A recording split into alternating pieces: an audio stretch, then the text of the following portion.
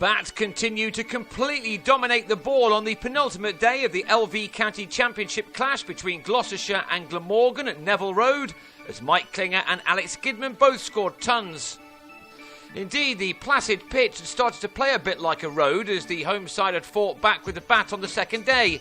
With their captain Klinger resuming his long innings on 80, Gloucestershire went again on the third morning on 179 for 1 in reply to Glamorgan's 448 all out, and they were soon making further progress.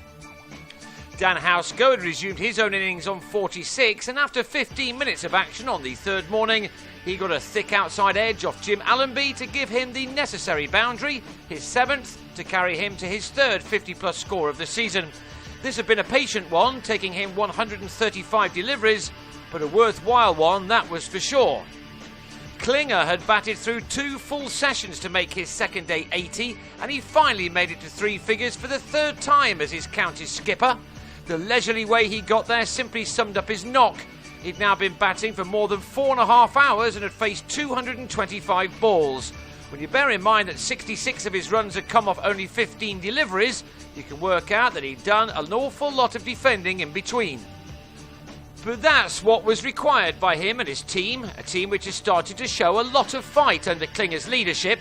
They held out just in tough circumstances against Lancashire last week, and having been asked to make 299 here to avoid following on, they'd worked really hard with both Klinger and Housego frustrating the Glamorgan attack for 60 overs, in which this pair added 180 runs for the second wicket. Half an hour before lunch on day 3, and Glamorgan finally had something to celebrate, as Housego on 82 failed to keep a pull off Michael Hogan down and was held by Murray Goodwin. He left with his side on 259 for 2. And that brought in Gidman, who was looking to celebrate his new deal at the county. Having given up the captaincy at the end of last summer to concentrate on his own performances, he's excelled, especially latterly. He was outstanding in both innings in the draw in Liverpool last weekend, and back at home now, the 31-year-old former England Lion was again rolling back the years. On this form, he's a delight to watch at the crease, as he makes it all seem so easy. He's got his game about spot on at the moment. The movement of his feet were perfect as he launched Dean Koska back over his head for a maximum, which helped him to another 50, the 4th time he's got that far this season, off his 77th ball. It wasn't his best shot that took him there, but it did earn him his 5th 4. In 17 championship innings in his final year as captain, Gidman scored 447 runs. He'd already overtaken that tally this time out and was now approaching 500 for the season. Soon after this, the players hurried to the dressing room during a summery shower, and when back on, Gidman helped a ball from Hogan over the rope for his second maximum. You may well be wondering whatever happened to Klinger. Well, he was hardly playing a shot in anger as Gidman started to catch his captain up, even though the Australian was on 107 when he came to the crease. This pair added 132 runs for the third wicket, and Gidman made 91 of those with some terrific strokes.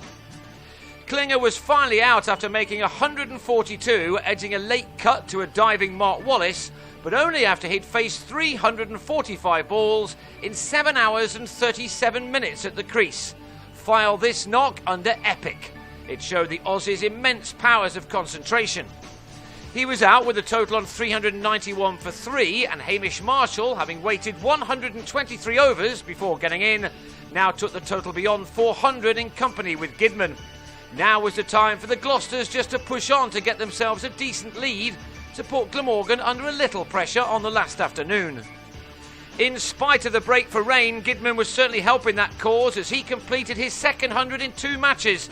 This was a really good effort as it had come off only 117 deliveries, and innings including 10 4s and 2 6s. This was him at his best, a superb knock which had knocked the stuffing out of an already flagging Glamorgan attack. A popular man in these parts, Gidman's efforts were appreciated by those at the ground. His aim was to now get his side ahead before stumps were drawn. A third maximum off Koska helped that cause. But then on 113 he finally made a mistake and offered the left-arm spinner a simple return catch. The batsman was gone with his side only 16 runs behind on 432 for 4. 10 overs of the day remain because of another break for rain, and Marshall and Benny Howell added a further 24 runs, the latter getting his innings moving with a towering 6 over long off.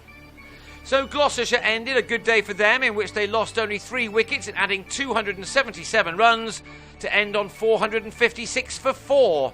That means they'll go into the final day with a lead of just 8, but in spite of their efforts, that is almost certainly not enough for them to try to force a result.